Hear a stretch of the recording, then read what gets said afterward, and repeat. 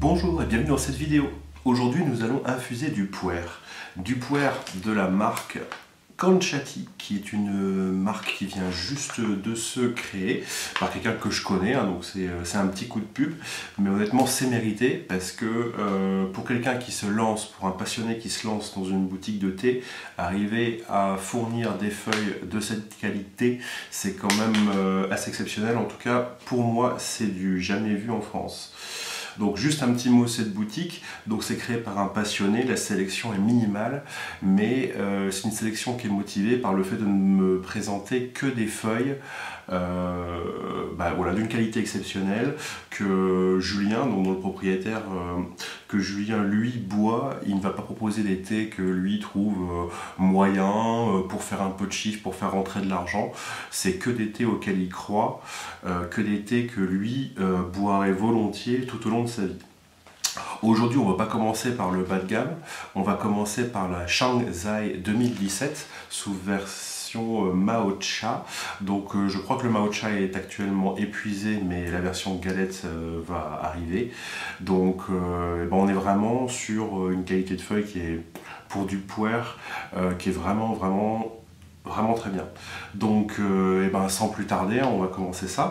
Niveau protocole, vu que c'est de la dégustation, vu qu'il s'agit de découvrir des feuilles, le choix se porte vers la neutralité, donc de la porcelaine, du verre, de la porcelaine, une eau neutre. Donc moi j'utilise la montagne, c'est l'eau Super U au Carrefour, la Montbarbier, montagne d'Auvergne, etc. Une eau très faible en minéraux, donc qui n'aura pas de goût parasite, donc qui changera le goût du thé. C'est également une eau à pH neutre, donc on est vraiment dans la neutralité. Au niveau du matériel, alors j'utilise ma bouilloire en inox classique, donc encore une fois niveau neutralité on est bien. Donc hop, je vais préchauffer le matériel. Je vais vous montrer les feuilles. Alors voilà à quoi ça ressemble, des feuilles de Shanzai. Hein, c'est voilà, c'est sous forme Maocha. C'est très bien. Ça sent extrêmement bon. On s'attend au parfum des feuilles sèches à une dégustation d'un puer fruité. Hein, on va pas être sur l'amertume, le cuir, le bois. On est vraiment sur un puer super jeune, hein, donc qui date d'il y a quelques mois. C'est un puer qui est d'altitude, hein, donc je crois qu'on est à plus de 2000 mètres. Donc voilà, on est personnellement l'altitude, l'effet d'altitude, c'est quelque chose que j'aime bien. Pour moi, c'est vraiment un critère de qualité. Donc voilà, et oui, précision très importante, c'est un thé issu de l'agriculture naturelle. Donc on n'a pas de pesticides, on n'a pas d'engrais, on n'a rien, c'est la nature telle qu'elle peut nous offrir le meilleur. Donc voilà, je ne sais pas quelle quantité j'ai là, parce que tout simplement je n'ai plus de pile dans ma balance, mais c'est pas grave, on va remplir le Gaiwan un peu au pif et ça sera très bien. Donc hop, le Gaiwan est préchauffé. Donc du coup, niveau paramètres, je vais remplir. Le Maocha ça prend beaucoup de place, donc des fois on a l'impression qu'il y a beaucoup de feuilles, mais en fait au niveau grammage c'est pas extraordinaire. Voilà, on est pas mal. Bon allez, hop, je mets tout. Ça fait peut-être un peu beaucoup. Allez hop, j'en enlève un peu. C'est à la bonne franquette. Voilà. Donc là, à vue de nez, je dirais que je suis aux alentours des 7 grammes, un truc comme ça. Donc voilà. Donc, je réchauffe la bouilloire et je vais rincer. Voilà, donc maintenant, on va rincer ce thé. Donc rincer pourquoi? Alors, des fois on pense que rincer c'est pour enlever les impuretés. Éventuellement on pense que les éventuels pesticides vont s'en aller dans l'eau de rinçage. En fait, le rinçage ça sert surtout à préparer les feuilles. Les feuilles elles ont été déshydratées, etc. La première, le rinçage, en fait n'a pas beaucoup d'intérêt parce que avec ce genre de thé, des thés de cette qualité-là, on est parti quand même pour beaucoup d'infusions. Et le rinçage, ma foi, en fait, ça va être une infusion un peu molle du genou. Donc on va pas vraiment y avoir d'intérêt gustatif par rapport aux autres. Donc voilà. En plus, hein, je sais pas, on peut voir, je sais pas si vous pouvez voir, mais bon. Pour un rinçage, c'est déjà limpide. Donc on est vraiment sur des thés très propres. Donc voilà ce que ça donne, hop, après le rinçage. Si on veut voir niveau quantité, on a des belles feuilles. En plus, c'est fait avec amour. On n'a pas ou très peu de brisures, donc ça c'est vraiment bien. Des fois les brisures, ça peut provoquer un peu d'amertume ou d'astringence dans les infusions. Donc là, il n'y a pas de problème. Donc voilà, on est parti. J'ai pas réchauffé l'eau hein, parce que je viens juste de le faire. On n'est pas à 2 degrés sur ce genre de thé. Et hop, première infusion, un peu courte. Voilà, c'est très beau. Je peux directement, si on a envie, enchaîner sur une deuxième. Et mélanger. Ça n'a aucune importance. Les qualités du thé, elles seront là directement. Alors moi, je choisis des petites tasses quand je veux vraiment essayer d'analyser un thé, parce que je sais pas, par rapport à une grande tasse, je trouve qu'on sent plus les détails et les finesses. Donc voilà, je laisse ça refroidir quelques secondes parce que j'aime pas boire chaud et on se retrouve après. Alors, passons à la dégustation. Alors, qu'est-ce que personnellement je cherche quand je déguste un thé? Quels sont, on va dire, mes critères? Alors, ce ne sont pas les critères, ce sont mes critères. Donc, mes critères, déjà, ça va être un peu comme le vin. Déjà, il y a les sensations de... alors, tout ce qui est nez et tout, personnellement, je m'en fous. Je trouve que les parfums du thé, c'est pas vraiment important. Le thé, c'est quelque chose qui se boit plus avec le corps. Ça va être plus des sensations physiques qui vont être importantes. Évidemment, tout ce qui va être gustatif, dans la bouche, va avoir une importance. Mais je sais que par exemple, il y a certains maîtres de thé parisiens qui font tout un pataquès au niveau du nez du thé, qui vont être capables de citer 150 fleurs à la seconde. Non, en fait, quand on regarde vraiment les vrais professionnels, les vrais pros du thé, les vrais spécialistes, en fait, la plupart, ils disent que les parfums, c'est l'un des derniers trucs qui est important. Tout simplement parce qu'au niveau de la fabrication du thé, on peut tricher, on peut booster en fait les parfums du thé, mais en fait au dépend de vraiment du corps et de tout ce qu'il va y avoir à côté. Donc c'est pas forcément quelque chose qui est facile à comprendre au début. On se dit tiens, le thé ça va être un peu comme le vin, donc on va pouvoir s'extasier pendant des heures juste en sentant son verre ou sa tasse. En fait non, ça c'est vraiment ça prouve bien qu'il y a certaines personnes qui n'y connaissent en fait pas grand chose. Bref, donc voilà, au début ce que je vais regarder, ça va être l'entrée en bouche. Donc déjà quand la liqueur entre dans la bouche, il va y avoir on peut avoir des bonnes et mauvaises surprises. On peut avoir des zones de la bouche, de la langue, du palais, l'intérieur des joues qui peuvent être sollicitées d'une manière positive ou négative.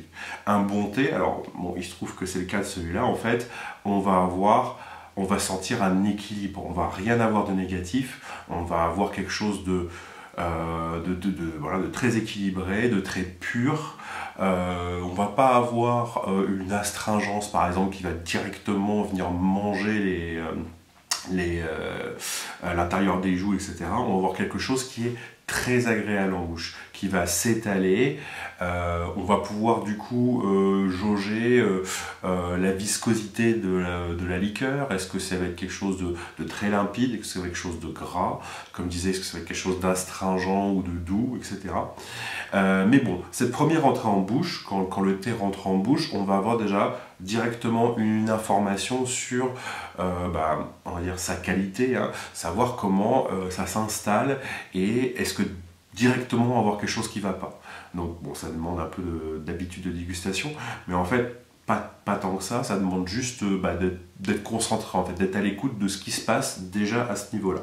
On ne parle pas de parfum, on ne parle pas de goût, on parle vraiment d'une sensation physique d'entrée en bouche. Donc par exemple, je vais faire...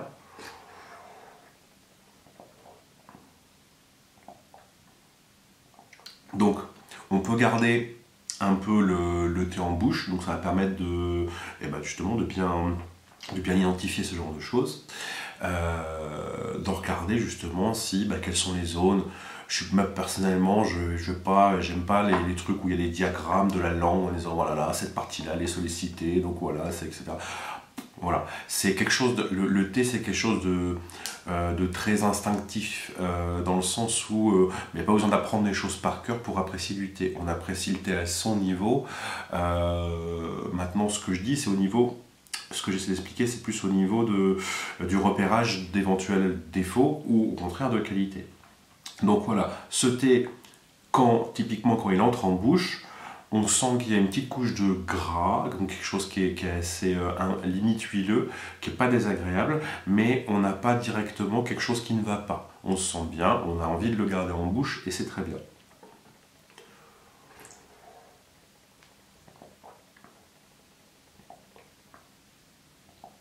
Voilà, donc ouais, c'est vraiment ce thé excellent. La deuxième chose, personnellement, alors voilà, l'un des trucs auxquels moi personnellement j'attache le plus d'importance, ça va être au moment d'avaler la liqueur. En fait, au niveau de ce qu'on va appeler les sensations de gorge. Si jamais, quand on avale, il y a un effort, c'est-à-dire qu'on sent que la gorge elle se rétracte,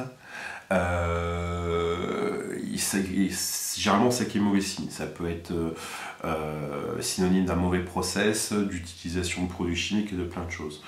Personnellement, la sensation que j'adore, hein, c'est quand, au contraire, on va sentir que la gorge se dilate en fait quand on avale. C'est-à-dire qu'il ne va pas y avoir d'effort au niveau quand on avale et qu'on va sentir le thé qui va couler tout seul dans l'œsophage. C'est quelque chose vraiment personnellement, alors c'est très personnel, hein. En faire un critère de qualité aussi, c'est quelque chose qui est très personnel, mais en tout cas, bon, je suis pas le seul, mais c'est pas une raison. C'est personnellement voilà ce qui me fait vraiment apprécier le thé, hein. Donc cette sensation d'ouverture de gorge.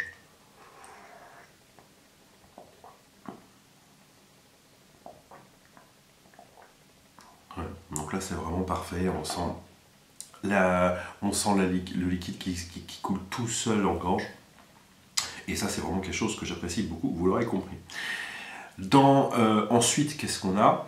Eh ben, on a presque le plus important. D'une part, on a ce qu'on va appeler la longueur en bouche, c'est-à-dire sur du thé comme du pu'er, on va toujours avoir un minimum d'astringence, un peu d'amertume également. Et ce qui va se passer après avoir avalé, les retours, donc ce qui va rester dans la bouche, ce qui va éventuellement revenir après, c'est vraiment personnellement ce qui fait l'intérêt du thé. Sur certains, moi par exemple, l'une de mes familles préférées de thé sont les tansong, ce sont des oolongs, et c'est totalement magique. On peut boire une liqueur vraiment extrêmement légère qui n'a aucun goût, on a vraiment l'impression d'avoir de l'eau. Alors au niveau texture ça sera différent de l'eau, mais on aura quelque chose qui sera insipide et parfois 10-15 secondes, voire même 30 secondes après avoir avalé, on va avoir une avalanche de saveurs, de sensations qui vont venir envahir la gorge et la bouche. Et personnellement, je trouve ça totalement magique et c'est vraiment ce qui me fait triper dans le thé. Les bons thés ont toujours quelque chose comme ça, un aspect comme ça à raconter. C'est le cas des pu'er, hein, grâce à, je disais, un couple astringence-amertume qui vont avoir, on va garder en bouche des sensations, des saveurs qui sont relativement intéressantes. Là, comme je disais tout à l'heure au niveau de la description, on est sur un thé jeune, on est vraiment sur le fruit et on va garder en bouche après avoir avalé relativement longtemps, d'ailleurs dans le cas de ce thé, des fruits dont je ne vais pas m'amuser à raconter, à décrire des fruits, c'est également quelque chose qui ne m'intéresse pas du tout. La banane, le machin, le bidule, c'est du thé, hein, c'est pas des fruits, donc ça sera toujours original. On peut s'amuser, on s'amuse comme on veut avec le thé, mais bon, moi je ne vais pas l'écrire comme ça. En tout cas, ce qui est sûr, c'est qu'on a une impression fruitée, végétale. On a aussi de la fraîcheur, énormément de fraîcheur qui reste en bouche. Qui revient donc après avoir avalé, et ce qui nous permet de transporter ce thé en bouche longtemps après avoir bu la tasse. Enfin, et là, alors là c'est éminemment plus personnel, on va avoir les effets du thé sur le corps. Donc on va parler d'énergie, on va parler de chi, on va parler, alors là ça demande d'y croire, etc. On cherche ou on ne cherche pas ce genre de choses. Il y a des thés qui vont rendre sous, on dit tea drunk, voilà, il y a des thés qui vont rien faire du tout, il y a des thés qui vont provoquer un relâchement musculaire, c'est pour ça que certains l'associent à la méditation. Il y a des thés qui vont speeder, il y a, voilà, donc c'est, on pourra interpréter ça soit comme le caféine rush, hein, la théine, la caféine, c'est la même molécule, donc ils peuvent donner un coup de speed, hein, il y a de la vitamine, des vitamines C, etc.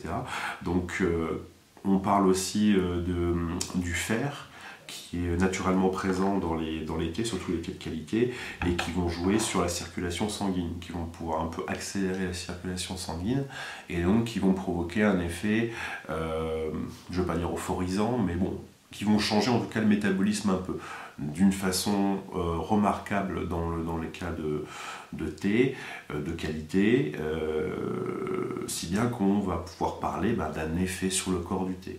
Alors ça va être des effets, certains vont dire que ça va être des effets localisés sur le plexus, sur des endroits du corps. Moi j'en suis pas là, j'avoue que j'arrive pas trop à localiser. Par contre, j'essaie de me concentrer sur ces changements de métabolisme qui s'opèrent une fois qu'on a avalé le thé. Des fois, il suffit juste d'avaler une toute petite quantité de thé pour sentir ce genre de choses.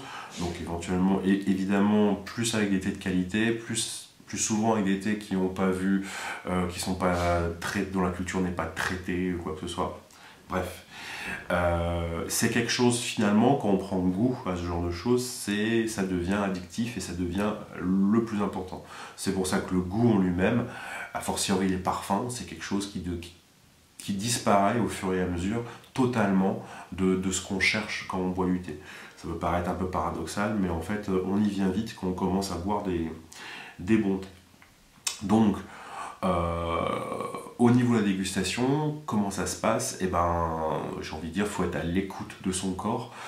Ça demande peut-être un peu de pratique, mais grosso modo, en fait, c'est sentir comment son corps il est content. C'est aussi bête que ça. Je bois ma tasse de thé et est-ce que je me sens bien? Hein, il y a des thés, c'est l'inverse. Il y a des thés, on ne se sent pas bien du tout. Ça peut être mal de crâne, souvent signe de l'utilisation de produits chimiques quand on regarde au fur et à mesure. On peut, voilà, comme je disais, moi je déteste avaler du thé et que la gorge se contracte. C'est une sensation que je garde en plus longtemps après, donc c'est pas quelque chose que j'aime. Donc on sent, le thé c'est un ensemble, on va sentir, on va se dire, ah tiens, est-ce que je me sens bien à avoir bu ma tasse de thé? Alors là, c'est très compliqué parce qu'on peut avoir l'autosuggestion.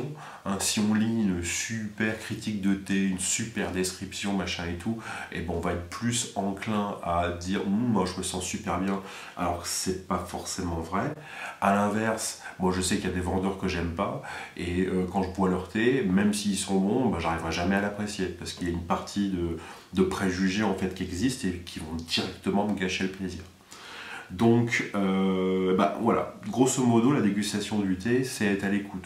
Donc c'est, bon voilà, généralement c'est pas être en train de jouer aux jeux vidéo en même temps ou d'être sur internet. Moi malheureusement c'est quelque chose que je fais beaucoup. Bon après on n'est pas toujours dans l'analyse fine du thé quand on boit, hein. On peut, voilà, le thé c'est un plaisir, on fait ce qu'on veut de façon à côté.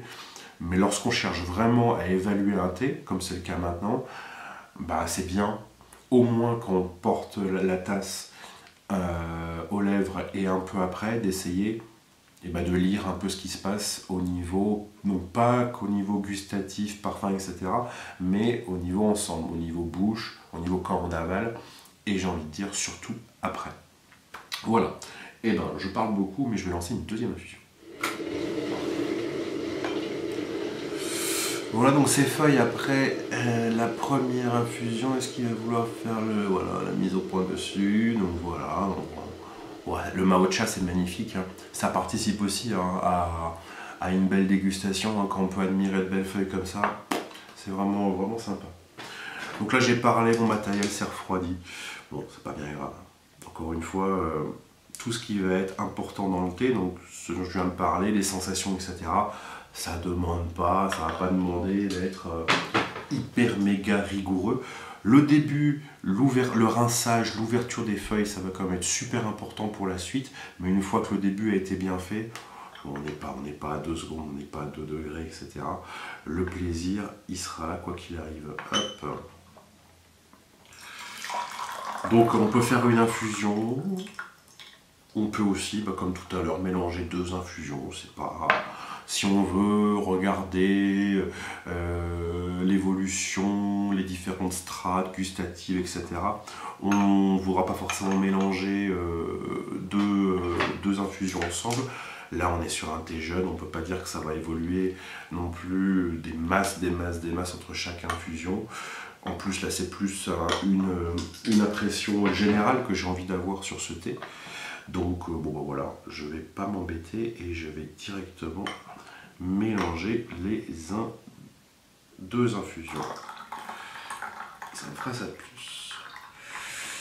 On a une belle liqueur claire, un joli jaune, les feuilles sont magnifiques. On pourra les regarder tout à l'heure un peu plus en détail. Hop.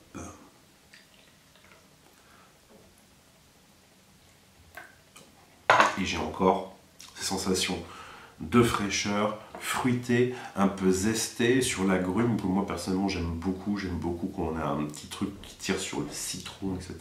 Je trouve vraiment c'est des sensations, c'est très personnel hein, mais que j'aime beaucoup, et là on est en plein dedans. On a vraiment un thé très qualitatif. Je laisse encore refroidir 2 minutes et je reviens après. Hop, nous y revoilà. C'est parti.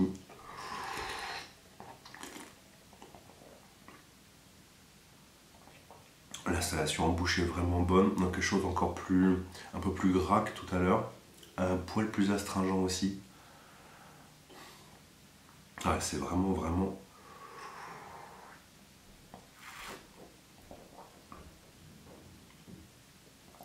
même pas besoin d'avaler en fait pour sentir que quand le thé est encore en bouche, on sent déjà que la gorge se dilate quoi.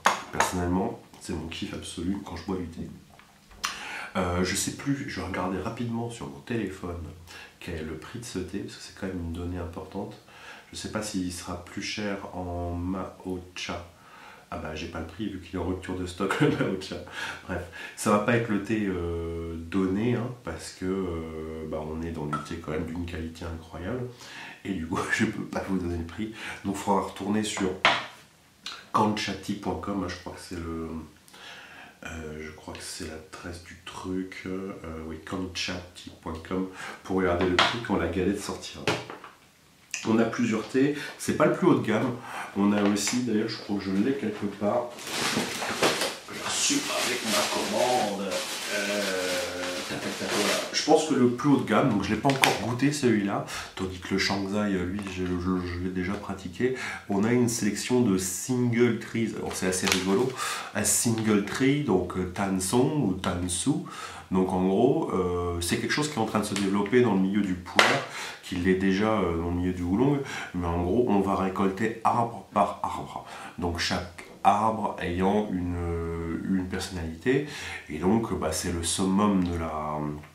je ne vais pas dire de la qualité, mais bon, en tout cas ça va être les produits les plus chers. On va faire du single tree et pour isoler les qualités gustatives d'un vieil arbre, d'un arbre particulier. Et ça peut être du coup des thés qui ont un trait de caractère un peu plus marqué qu'un blend, qu'un mélange. Et là, on est sur en fait un mélange, je crois que c'est 7 arbres, 7 arbres qui ont été sélectionnés et blendés de façon à obtenir quelque chose d'homogène. Donc je ne sais pas si je ferai une vidéo par rapport à ce thé là, mais en tout cas j'ai hâte de le goûter parce que je m'en entends parler depuis un petit moment. Donc voilà, donc sur cette, je ne sais pas si on doit dire enfin je sais pas si c'est masculin ou féminin, mais sur cette Shengzai en tout cas, on a vraiment quelque chose de bien. Il faut aimer le puer jeune, attention, on n'est pas sur des puers âgés, des puers stockage humide, des puers qui ont plusieurs années, on a quelque chose de quand même de vert, d'astringent, comme je disais, de zesté, de fruité. Il faut aimer cette jeunesse, hein. Mais si on aime ça, si on cherche un thé exempt d'amertume, de défauts, et ben là on est vraiment sur un produit très très qualitatif. Honnêtement, pour une boutique qui ouvre, arriver à proposer des thés en France, moi je ne connais pas d'autres boutiques hein, qui proposent ce genre de qualité. En tout cas ce style très particulier de puer qui personnellement que je préfère à tous les autres. Eh ben, moi c'est une chance, hein, parce que moi pour avoir ce genre de choses, d'habitude il faut que je commande à l'autre bout du monde. Donc d'avoir en France ce genre de feuilles disponibles, personnellement, alors oui, c'est quelqu'un que je connais, c'est un ami, oui, c'est un coup de pouce, mais c'est pas une vidéo publicitaire. C'est, je pense sincèrement que c'est du travail qui est super bien fait.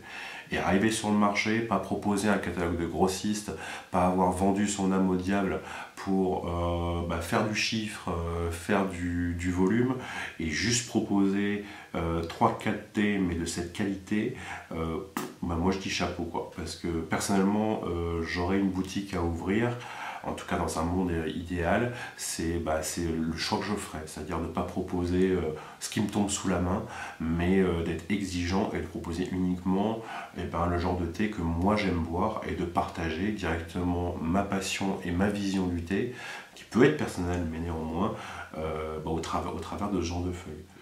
Donc voilà. J'ai déjà parlé beaucoup, je vais m'arrêter là parce que, à part me répéter, ça ne va pas changer grand chose. Je pourrais vous montrer les feuilles, mais bon, je crois qu'elles sont en photo sur le site, hein, mais en grosso modo, on voit non vous voyez rien, mais c'est de la super bonne qualité. On a 2, 3, je crois même des fois qu'il y a 4 feuilles en fait. Donc c'est un choix, on n'a pas que des bourgeons, donc ça va aussi se sentir au niveau du rendu, hein. On va avoir quelque chose de plus rond, avec un peu plus de corps aussi sûrement. Donc c'est vraiment un beau thé, hein, en plus qui dure super longtemps, vraiment quelque chose. Voilà, personnellement j'ai énormément de plaisir à boire. Donc c'est pas le thé le moins cher, donc ça va pas forcément être le thé de consommation courante. Mais bon, on est dimanche, voilà, c'est le thé du dimanche, il y en a qui vont à la messe, moi je bois mon thé. Voilà, donc si vous êtes curieux, n'hésitez pas à aller voir du côté de cette boutique. Je ne touche pas d'argent de cette boutique, quoi que ce soit. C'est juste que voilà, je partage vraiment une découverte à laquelle je crois.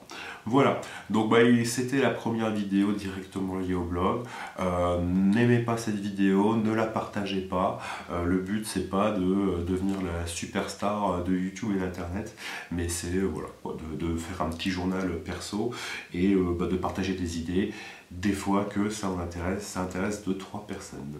Je vous souhaite une excellente dégustation, d'excellentes dégustations à venir. Au revoir.